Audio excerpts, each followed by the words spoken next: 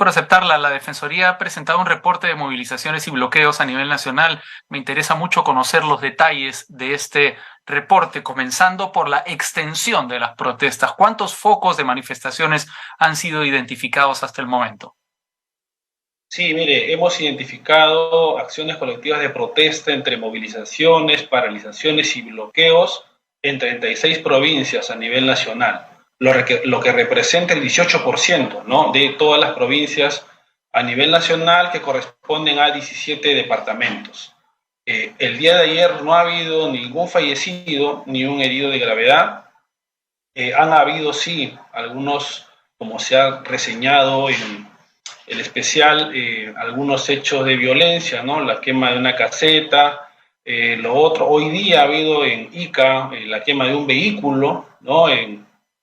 Cerca al barrio chino, donde hay bloqueos en este Sí. momento de carreteras, está bloqueada la interoceánica. Entonces hay diversas medidas de protesta que están ocurriendo a nivel nacional, pero lo que habría que destacar es que no en los niveles en los que han ocurrido en diciembre, ¿no? En diciembre hemos visto quemas de locales del Ministerio Público, de la policía, invasiones a aeropuertos. Eso no se está viendo ahora, y por otro lado también se está viendo una intervención de la Policía Nacional mucho más enfocada al cumplimiento de un adecuado uso de la fuerza. Ahora, el temor es que, claro, las protestas tienen un proceso evolutivo, es decir, no comienzan, por ejemplo, con la violencia con la que pueden llegar a terminar. En este sentido, digamos, ¿también son diferentes estas protestas a las de antes de fin de año? Claro, en diciembre hubo un pico de violencia, ¿no?, que fue entre el 15 al casi a fines de diciembre. Esta vez, nuevamente, si bien es cierto, ha iniciado el paro, en varias zonas del país todavía los dirigentes están teniendo reuniones para ver o determinar la manera en la que van a protestar. Por ejemplo, Cusco no ha habido una manifestación tan grande, pero están habiendo reuniones en las cuales se están tomando decisiones ya, organizaciones para hacer un paro que según ellos anuncian de modo más contundente. Entonces, como usted señala, siempre el riesgo de que esto vaya creciendo está allí, y justamente por eso la necesidad de que instituciones como la Defensoría y otras estén alertando y dando cuenta a la ciudadanía de qué está pasando, y sobre todo a través de la prensa, que puede informar adecuadamente, porque esto De es bien acuerdo. variable. Porque, por ejemplo, ayer hablábamos con Cajamarca. Cajamarca todavía no se había plegado a las manifestaciones, lo ha hecho el día de hoy, según se nos anunció ayer. Lo mismo pasará con otros lugares. Usted nos habla de Cusco, que expandiría sus protestas en las próximas horas o los próximos días. Entonces, en ese sentido, en la evaluación que ustedes están realizando, ¿existe el riesgo de que se escale en violencia hasta los niveles que teníamos en diciembre? El riesgo de violencia en toda protesta pública siempre va a existir. El asunto es que estamos ahora en un segundo momento, digamos, de este episodio, y ya hay ciertas situaciones, ¿no? Por ejemplo, ya hay un proyecto de ley aprobado en primera instancia en el Congreso.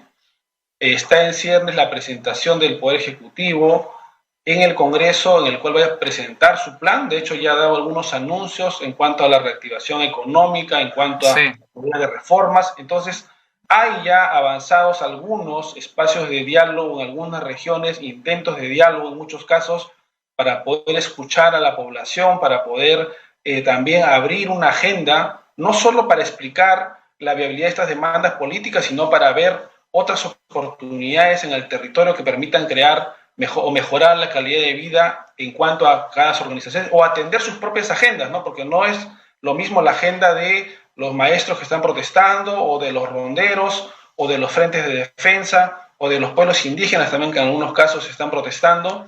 Entonces hay una variedad de agendas que en realidad se están replicando y que ya las tenemos mapeadas en cuanto al registro de conflictos sociales a nivel nacional. La Defensoría del Pueblo tiene un registro de 221 conflictos, con 107 mesas de diálogo que están ahorita de alguna manera paradas y que necesitan reactivarse. Ahora, quizá, digamos, eso que está diciendo ahora es el núcleo, digamos, del análisis o de la duda que generan las protestas, porque yo he leído todos los análisis que he podido de parte de digamos, analistas políticos, de investigadores sociales, y en el fondo siempre queda la sensación de que es un misterio por qué están ocurriendo las marchas. Es decir, conocemos las plataformas, pero son plataformas muy distintas a nivel nacional. ¿Por qué todas se activan en este mismo momento? En la Defensoría, ¿ustedes tienen algún tipo de diagnóstico en ese sentido? ¿Qué es lo que articula en el fondo todas estas manifestaciones distintas a nivel nacional? ¿O qué lo gatilla además? Bueno, en los conflictos sociales, en general, no se puede señalar que haya una articulación nacional, ¿no? Son agendas muy puntuales, muy variadas, muy distintas. Para este escenario de crisis política que ha venido ocurriendo en diciembre, hay sí, digamos, una sensación de que, o una percepción de que lo que ocurrió no fue un golpe de Estado, sino por el Ajá, contrario, de lo que ha ocurrido es que hay un presidente que trató de tomar ciertas decisiones y eso fue el resultado justamente de que fuera detenido. Entonces, hay parte de información o de mala información que no termina de calar y no se termina de entender cuáles son las vías institucionales para poder, en este caso, haber tomado el actual gobierno de la señora Boluarte el poder y por otro lado, cuáles son los canales para poder dar en este caso, este adelanto de elecciones que sí tiene un canal constitucional, porque las otras demandas no lo tienen. No podemos hablar, ¿no?, de un cierre del Congreso porque estaríamos alentando un nuevo golpe. sí, Entonces, hay una, y también obviamente todas las organizaciones sociales que se movilizan también sienten un sentido de oportunidad, que es el momento también de protestar y colocar sus agendas, y por otro lado, también hay intereses políticos. Se recuerda que si es de aprobarse este proyecto de ley en la segunda votación, entraríamos prácticamente un año ya preelectoral. claro. Va a haber ahí una dinámica nuevamente de poder, de Ah, negociaciones, de acuerdos. Entonces también hay interés. claro, ese es un punto bien interesante. Es un punto muy interesante el que está planteando, ¿no? Es decir, que muchos de los dirigentes pueden, digamos, pueden estar aprovechando estas manifestaciones justamente pensando en el adelanto de elecciones y en la posibilidad de ubicarse políticamente de cara al 2023.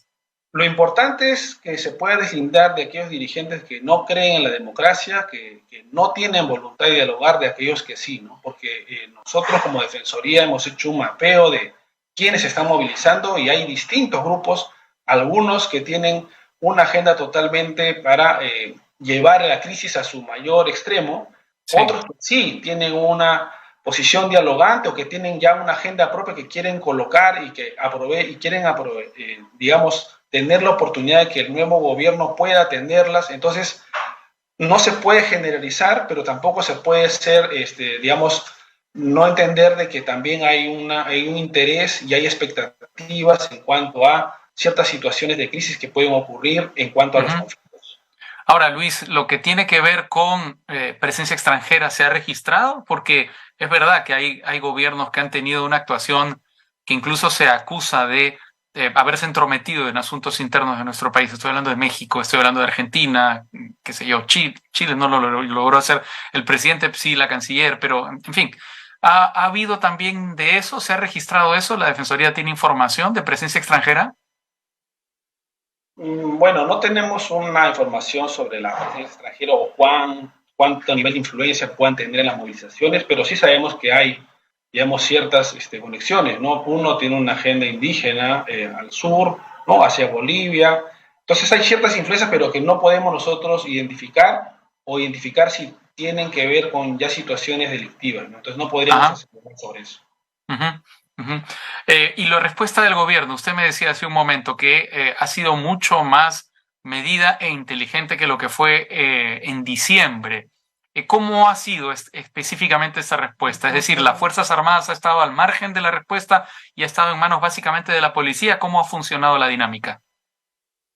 Claro, no se trataría de un balance porque tenga usted en cuenta que es el primer día, ¿no? Sin Sí, está en embargo, desarrollo, haciendo sí. un análisis muy concreto de lo que sucedió ayer, pero está que la policía ha sido más prudente en cuanto a sus intervenciones y quizá el resultado más palpable o más fácil de ver es que no ha habido ningún muerto, ningún Muerto. fallecido, ¿no? Ujú, Entonces, pero digamos que vamos a ver en los siguientes días cómo se desarrolla o cómo realiza su intervención la policía para tratar de hacer un uso adecuado de la fuerza que garantice que sea una protesta pacífica y por otro lado también los ciudadanos puedan desarrollar movilizaciones que no atenten o que no vayan hacia situaciones delictivas.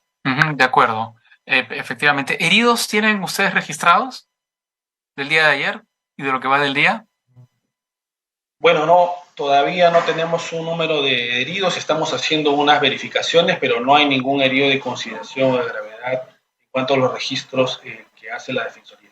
De acuerdo, Luis Alvarado, adjunto para la prevención de conflictos de la Defensoría del Pueblo. Muchas gracias por su presencia en Al Vuelo para comprender y para, digamos, tener una mirada genérica de lo que viene ocurriendo en todo nuestro país. El 18%, 36 provincias están en estos momentos registrando manifestaciones.